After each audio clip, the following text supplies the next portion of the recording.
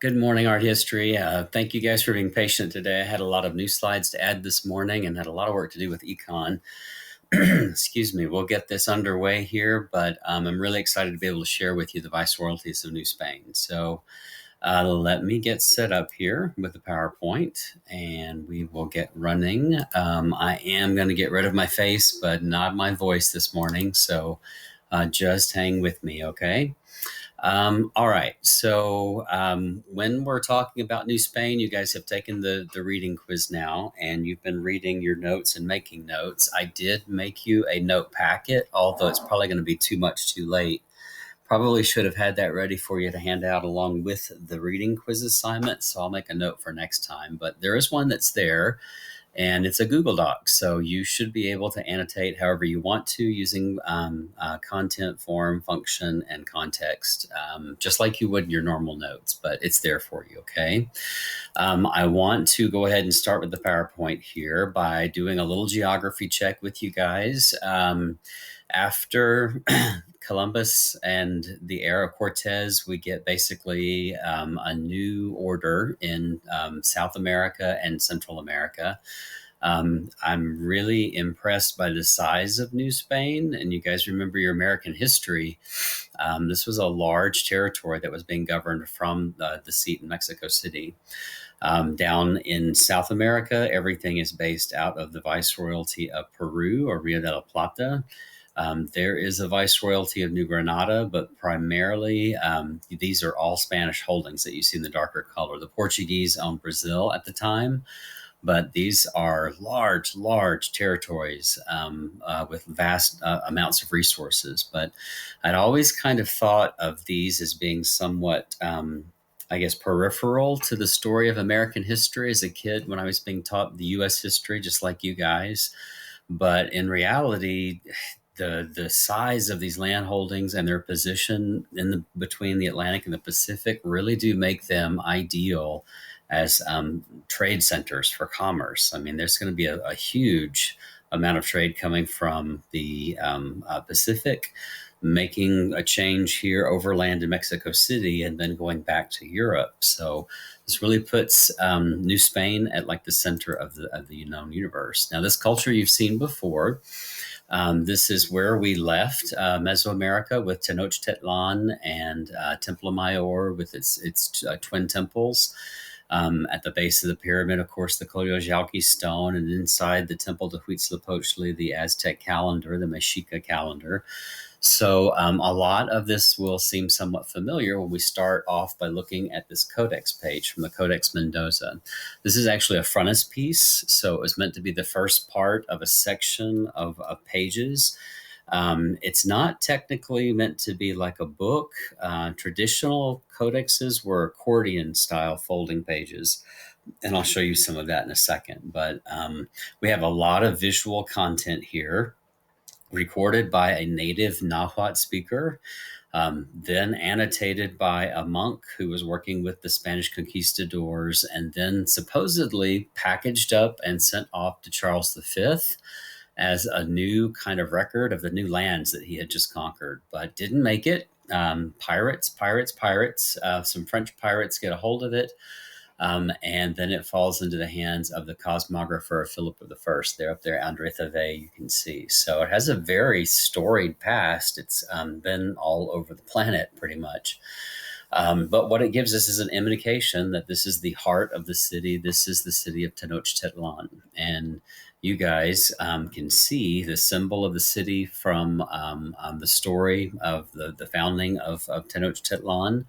The story that the culture would find basically their city right where they would find this vision happening, and apparently happened right there in Lake Texcoco in the middle of the Valley of Mexico. So that's what we see as a symbol to spell this out. Of course, you also have it spelled out below in Spanish, Tenochtitlan, but the Nahuatl would be able to see that and recognize that as the symbol. All around, of course, from the video, you guys know what I'm pointing at here with this video pointer. I'm going to try and highlight for you with my laser pointer.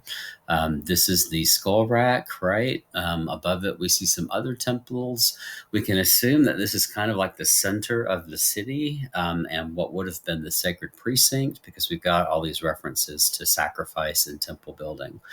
All around, we see individual people with names. This one in particular has a glyph that looks very much like the symbol of the city, and that is to note she is speaking there. And I'll show you a close up. There's a glyph coming out of his mouth that means that he is uttering a sound.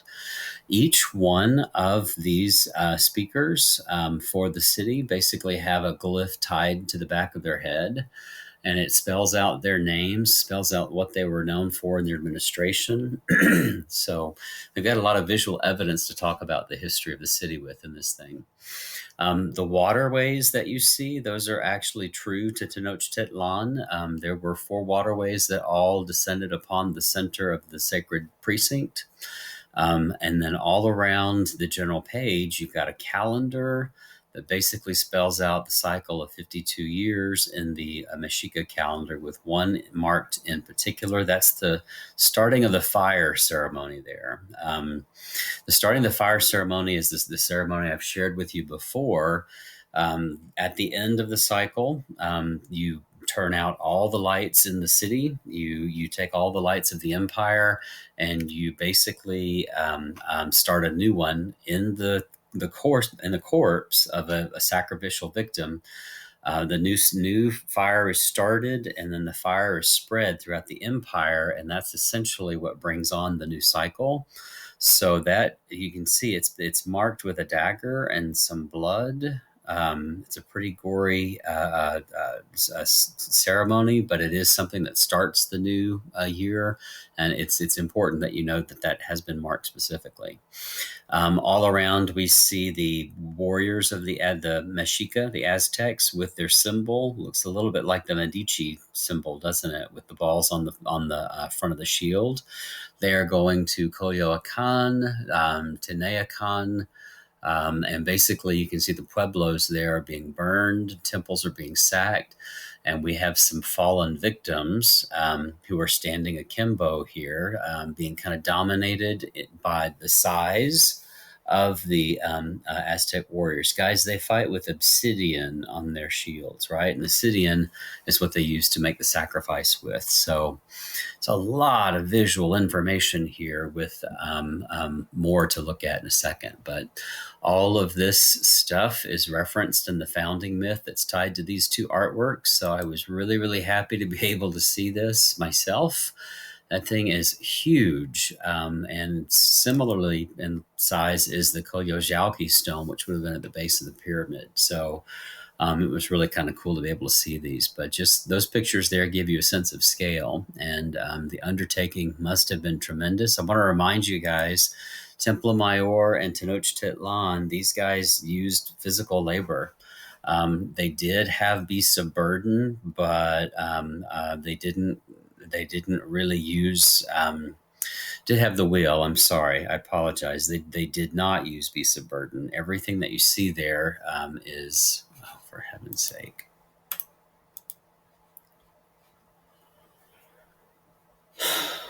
Where does that stop? So taking a look at Tenochtitlan, guys, here, the way that we would have found it at the time of Cortez and the conquistadors, you would have seen a city, of course, out in the middle of the lake. Basically, this is the site where the Huitzilopochtli myth takes shape, and the Mexica are able to find their home turf in a city that looks very much like Venice. So basically, the temple sector is right in the middle, just like what we see inside the diagram here. So this becomes kind of a schematic that is actually very truthful in rendering what the new emperor in Spain has just been given as a new empire.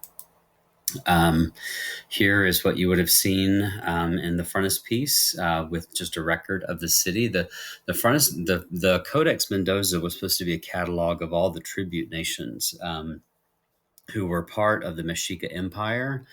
And that was supposed to be a network that could be used in order to help the Spaniards control the region a little bit better. So that's why this is such an auspicious gift. Unfortunately, like we said, it never does quite make it to its rightful owner. But today's modern logo from the Mexican flag, you can see here, references all the information you read about in Khan Academy. There's the stone with the cactus and the eagle that's sitting on the cactus there. Basically, the symbol of Mexico still today. I wanted you to see a traditional codex. Had the Nahuatl been making this for themselves, they would have made an accordion style. So that's what we mean by codex. In the Mexica tradition, and a lot of these still survive today, but this one is actually for a European audience. So there you can see the Andre Ethebe cosmographer to Philip I, the King de Roy. So it's kind of like this thing has French, Spanish, Nahuatl. I mean, there's just a variety of different languages here. This is a close-up of the speaker for the very first speaker of the city, Tenoch. And you can see his name references the Tenoch that's in the emblem there. But can you now see the glyph? He is the speaker for the city, and that's an auspicious position as a leader. So that's why he's featured there right next to the city center. But this might make the Codex Mendoza an artwork you could talk about if you saw themes of violence.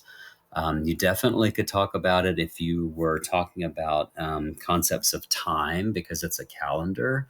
And you may even pair it with the Mexica calendar if you get the chance on one of those situations. Let me back this up here, guys, just a bit.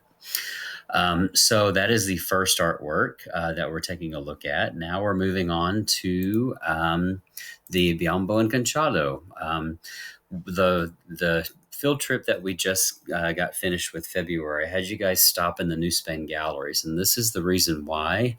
I wanted you to see some of the folding screens and the technique of mother of pearl inlay, which are very, very important to this artwork, which is in the image set. It is a luxury item, and it's so valuable, guys, that it was cut in half, with one half of it ending up in the hands of a collector in Brooklyn and the other back in the city of Madrid. So the reason that this is so expensive and so much a luxury item is that Mexico, unlike we've been taught in our U.S. history books as being something that was peripheral and lower to the North America, is actually the center of the Manila galleon trade. In Manila, you basically have a ton of trade that's coming in. There's a link established through Mexico City overland by Acapulco and Veracruz. You basically are then able to trade between Europe and Asia through this route, and it's really quite lucrative. There are a lot of influences that are coming in that happen to be East Asian, and in an effort to make something unique and original, these guys come up with the enconchada technique, where they take shell, mother of pearl, and inlay it into works that are then painted over. Creates a dazzling surface that's really kind of hard to take a picture of, but you can kind of see the effect shimmering back through the artwork.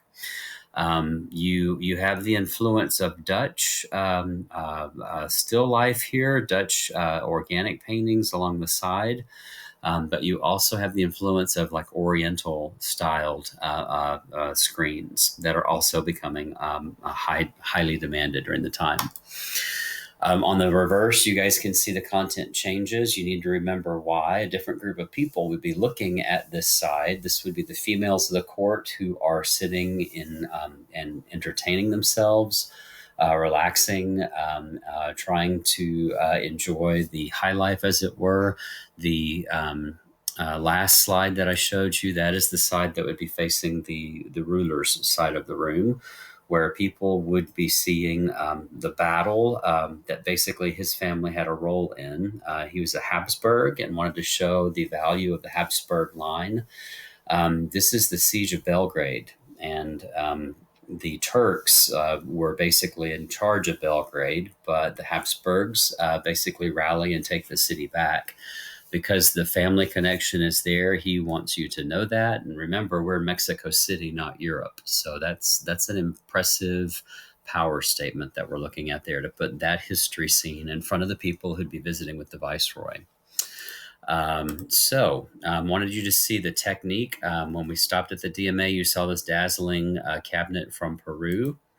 This is the stuff that's underneath the painting on the Biombo and Conchata. What you have here is the DMA's version, and it's just a painted panel. But if you look closely, you guys can see all the Oriental influences, right? Chinese clouds. These are vignettes of European stories, but all around them we have people with parasols and all kinds of things that definitely reference an East Asian tradition. Our guy who did this, I don't know if you guys saw in the video. Oh my goodness, I saw his portrait at the History Museum, and I could not figure out what was going on there. I don't know if this was done as a complimentary photo or what, but he's definitely cross-eyed. So he's going to be memorable as one of the vice royals. This screen I saw at the History Museum as well, and it shows a view of Mexico City. Right in the middle, right next to the cathedral, the Metropolitan Cathedral, you can see the old viceregal palace. It was a large structure. It had balconies where addresses could be made, but part of this was actually a prison.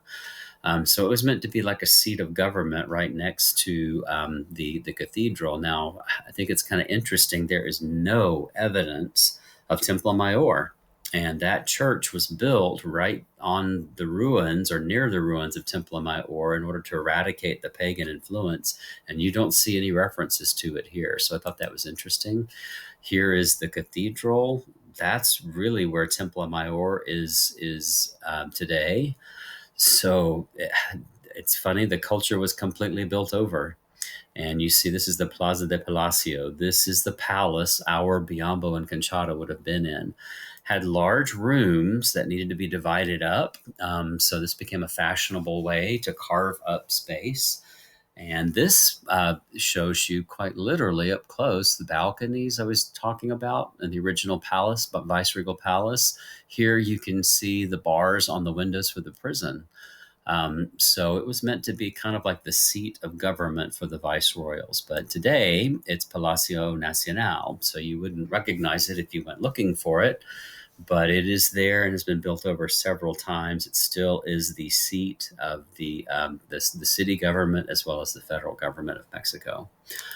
That is a pretty powerful piece. I would want you to know the color palette changed there. I don't know if you saw that.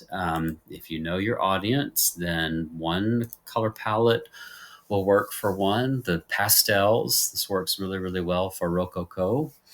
And it makes a reference that the kind of life that the users of this panel are wanting to have, basically they want to have the same life that's happening in Europe. Richer color palette here to show and demonstrate the focusing of a narrative, although it is multifocal with a lot going on all over the place. There's the city of Belgrade. And you've got the siege happening in various stages all around. So, all right. But I'm going to take a short little break here for just a second and reset the slides so that we will move on to talk about another work in Conchata, the Virgin of Guadalupe.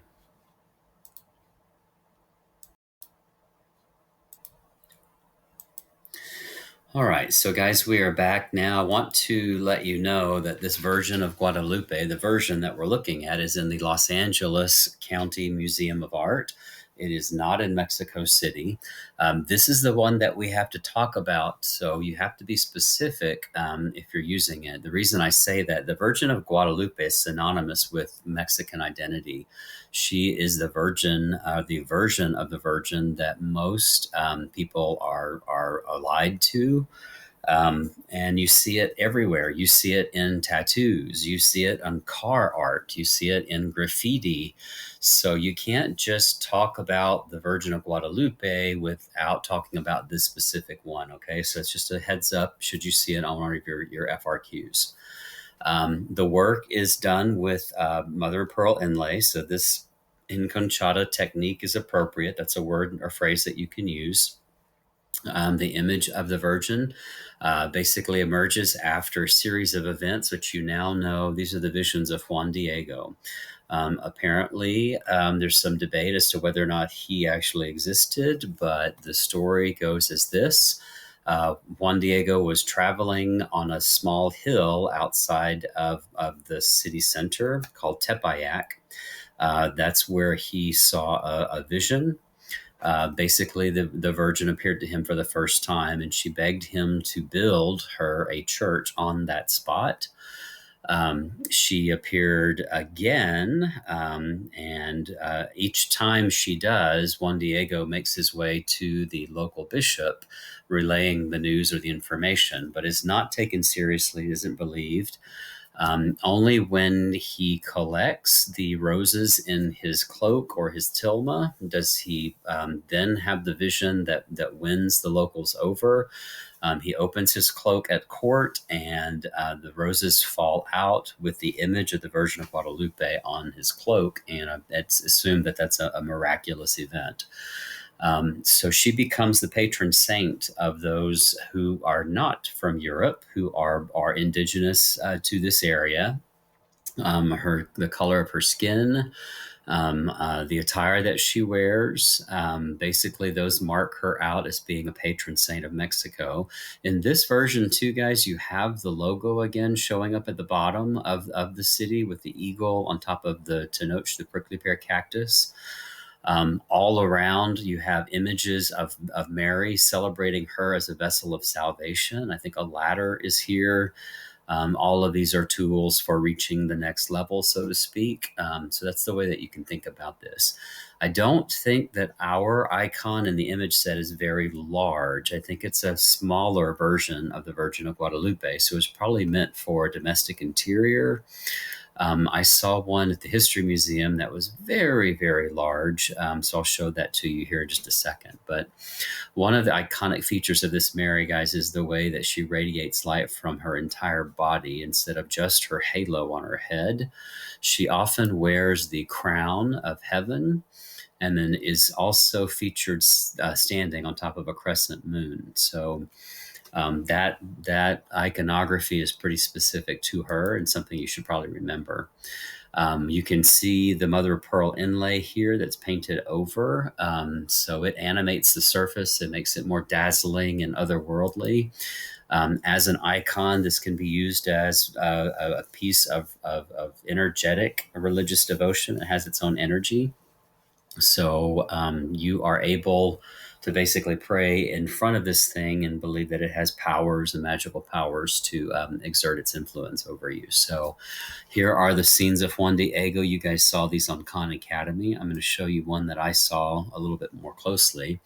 I wanted to show you a close-up here, guys. Over her head is an image of the Holy Spirit. That's a dove, and it's a little bit tarnished. It's kind of hard to see, but this shows that she has the divine approval of God, and is made basically adopted into Roman Catholic tradition as a saint.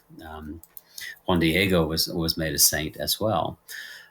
Here, this is the large version that I saw in the History Museum, and you can see it has all of the basic same components, right? 4 scenes of those visions, including the one that wins over the bishop and the cardinal. The image of Mary in a cloak that has stars on the cloak. She's often referenced as the Queen of Heaven. So this is the kind of regalia you would expect a monarch to wear. Basically the same scenes and the same vision there with the tilma on Juan Diego. So, all right. So that figure should be pretty iconic. Now, I bet when you see this again, you're going to be comparing different versions of Mary. So I need you guys to think back to the Notre Dame of the Beautiful Window, or the Belvedere in Chartres Cathedral. I need you to even think back to the icon, the Theotokos, because you would be making comparisons between all of those different versions of Mary.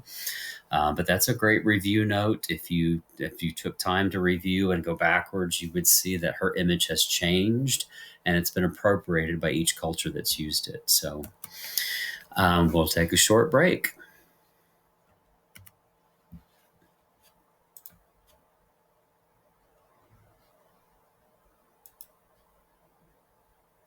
All right, so guys, from one magical being to another, this is Azior Timor Dei.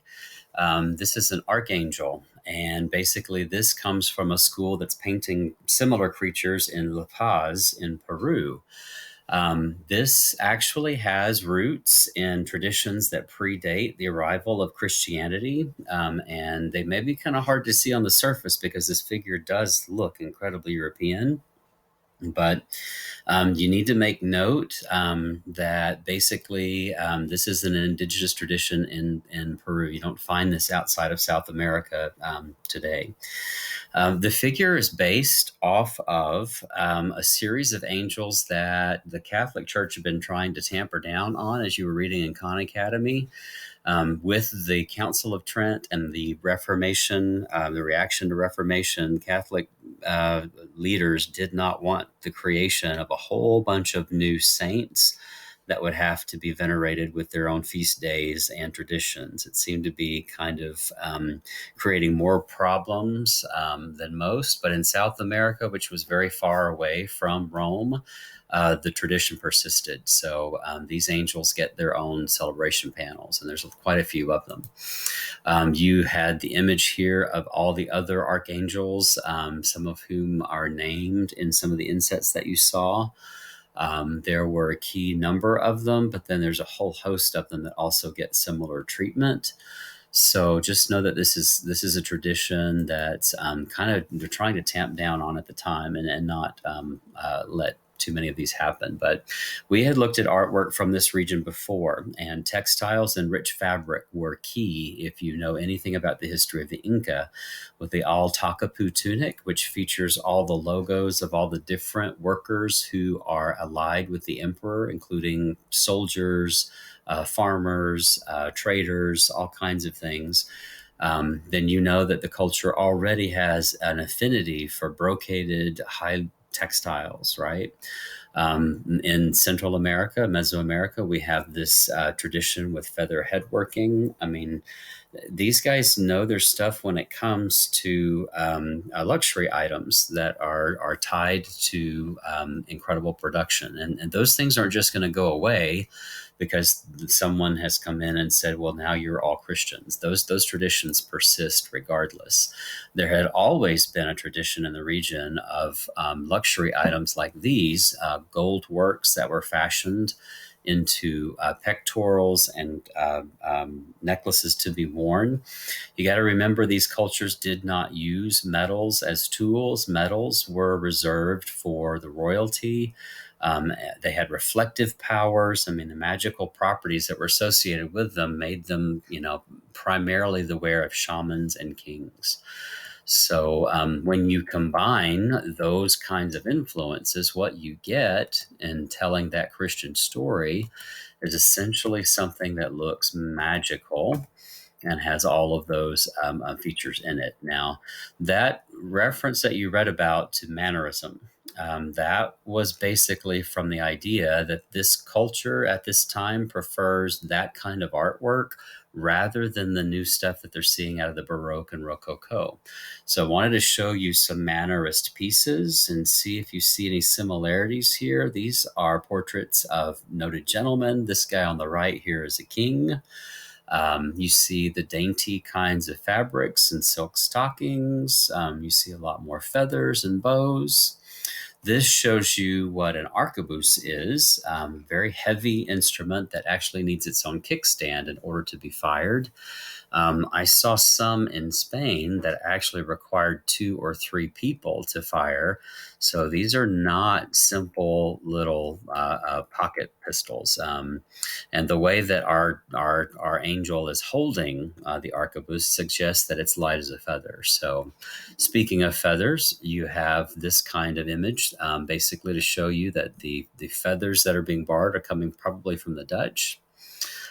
We have a lot of high class gentlemen here who are wearing their finest ruffs and long feathers in these wide brimmed caps.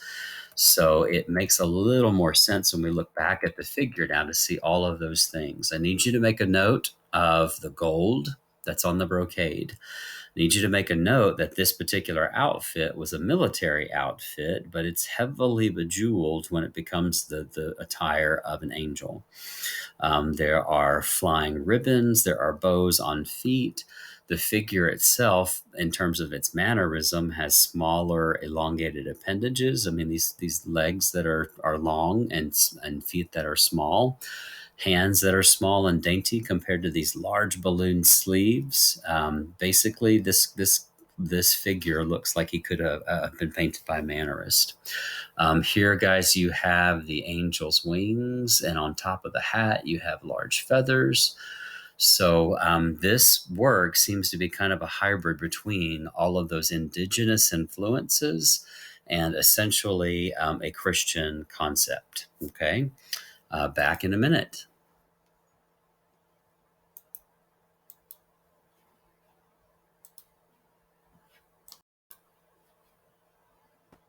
So, welcome back, guys. I am going to try and speed things up a little bit. I am running way behind here. It's just taking a lot to get all of this stuff on Canvas, and there are other assignments that we have going on today. So, I'm going to just show you what I have to share with you from my trip. As we start by looking at these Costa paintings. I thought it was really kind of interesting. Your reference in the Khan Academy article talked about these being based on the Holy Family.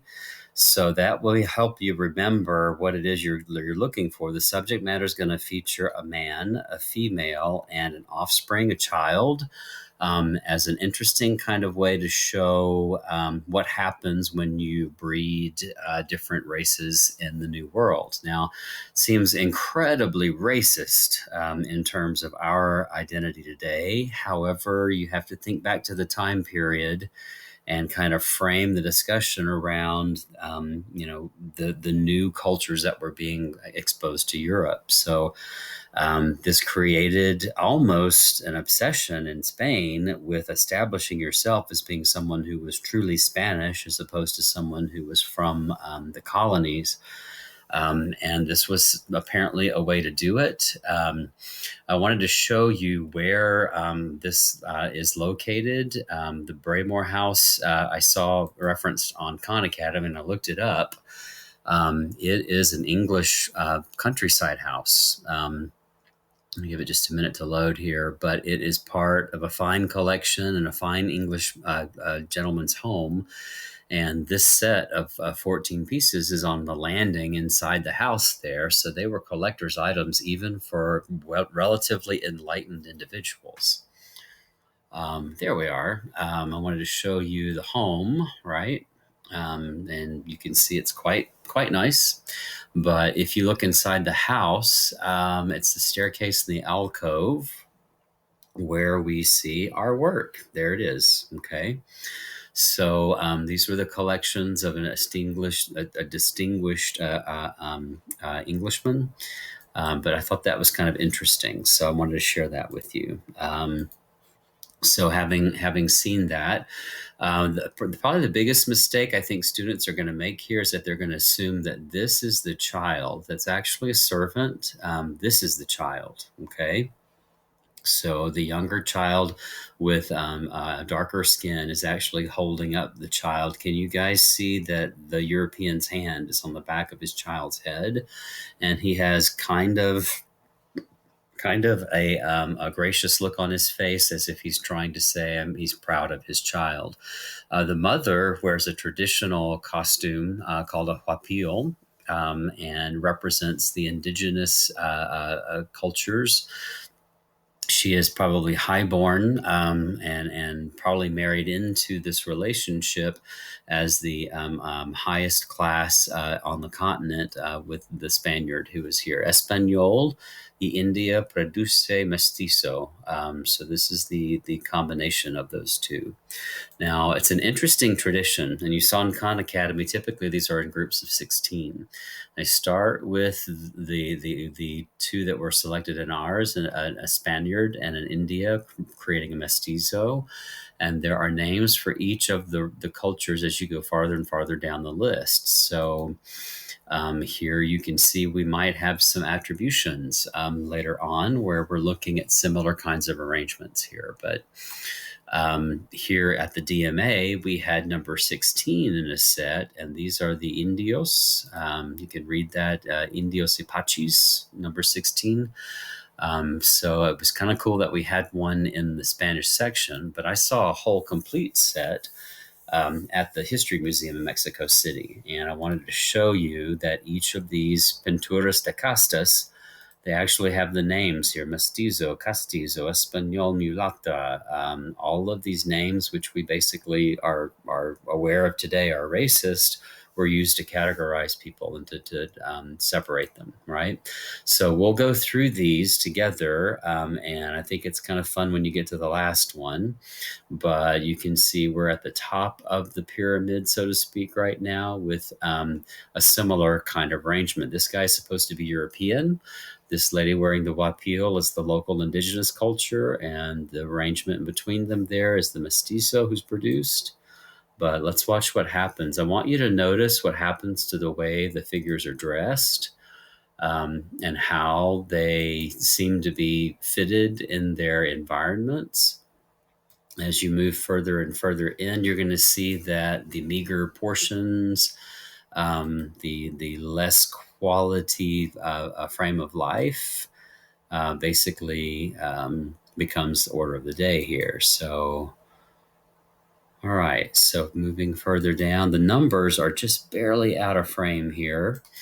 But when you get to the final one, and they don't have a complete set, they just have about 12 of these, then you're going to see the depiction of the local indigenous populations was really quite chaotic, man. The young lady's beating her husband, and the child is just barely able to hang on. So there's almost disregard for the child.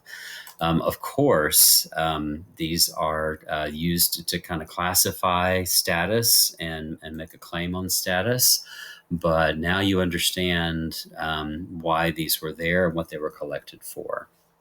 All right, so guys, here we start with the portrait of Sor Juana Inés de la Cruz by Miguel Cabrera. We have an image here that is rather iconic in Mexico. I was kind of surprised to find Sor Juana Inés celebrated on the currency. Not surprised, I should say, but considering that we don't have a female on American currency yet, I think this speaks well of this female powerhouse. Sor Juana, you were reading about her backstory. I think it's important that you know that she chose the order that she's now shown to be a member of. Started out as a Carmelite nun, but didn't enjoy the control over learning that she experienced there. So she went seeking a different order, the Geronimite order. And there, the order of St. Jerome, she was able to study and read because that saint had been kind of a patron of learning all along. And that was the goal of something she was trying to do for herself. So, of course, there's a lot of subject matter that may not make sense. Probably the biggest thing would be the badge that she wears on her chest. This is a painted panel. It's an oval panel that's worn, draped around the neck. It usually features a story of the Virgin Mary that is specific to the individual wearing that artwork. And for Sor Juana, at least Miguel Cabrera imagines her having the Annunciation on her neck. So that would be an icon that would identify her as a member of the order. You have references to her learning as well as her religion. Her hands are evenly spread to both worlds. And she's of the mindset that you don't have one without the other. So she blends those two together. Now, of course, this is somewhat fictitious. Remember, this was done 50 years after the time period when she passed. So Miguel Cabrera could be remembering things a little bit differently than they actually occurred. However, it's a complimentary portrait. So in terms of being in her study, this is not an uncommon place to put the nun or put the thinker saint. We've seen that before, and I'll show it to you in a second. But in the library, you see tons and tons of books, some of which are old classics.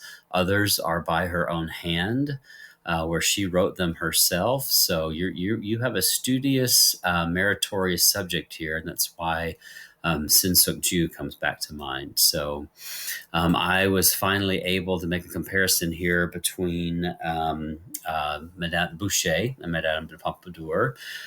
Basically, in the Rococo world, also an enlightened female, but very, very different kind of statement here from Miguel Cabrera, one that's more in keeping with the Enlightenment. So you can see on the left, guys, we have another nun who's a celebrated female wearing a nun's badge. Over on the right, there's the image of me standing in front of the work. It's relatively large. It is horribly lit in the museum because you get this glare no matter what picture you're going to take of it. So I tried to get some close-ups here since you couldn't see some of these on Khan Academy, but there's a close-up of the nun's badge. It's called an escudo de monja, and that would be helpful for you to remember. The spelling is in Khan Academy, so I'm going to leave it to you to find that. But if you guys can see at the very top of the page, I was able to zoom in. Hieronymus, that is Geronimo in it's Jerome in Spanish. So that shows you she's actually looking at a work by him when she has her finger on that. Jerome was the first person to write the Latin Vulgate, which is the Latin version of the Bible. This is an engraving by Albrecht Dürer that shows St. Jerome in his study. Here is another painting that shows St. Jerome in his study, thinking about that memento mori and the end of time. He works very feverishly to get the written book down on paper. So having a studious follower of this guy appear in her study would probably make a whole lot of sense, given who St. Jerome was or who he was known to be. Okay, a little bit blurry there. That's a little bit better. Like I said, pretty poorly lit. It's in the Museum of History in the Castello. So if you're interested in seeing it, it's there. Here you can see the title. Ines de la Cruz is her name, and I'm going to have to get some of my Spanish speakers to help me with this. You can see his signature, Miguel Cabrera, Pintura de 1750. There it is. And that is right at the foot of Sor Juana herself. So you can see there's a lot of writing that's meant to be read. Juana, there are dates here about different kinds of things and when they were painted. So it's very interesting to see. When she becomes a national hero of Mexico there. So there are works by Cicero, there are Cicero, there's works by Virgilio, Martial. These are the classical works that she read and studied as a student. And these are the works that she wrote herself, many of which she had to recant at the end of her life. So she's seen as a great sufferer for education and women's rights in Mexico. More on that in just a second.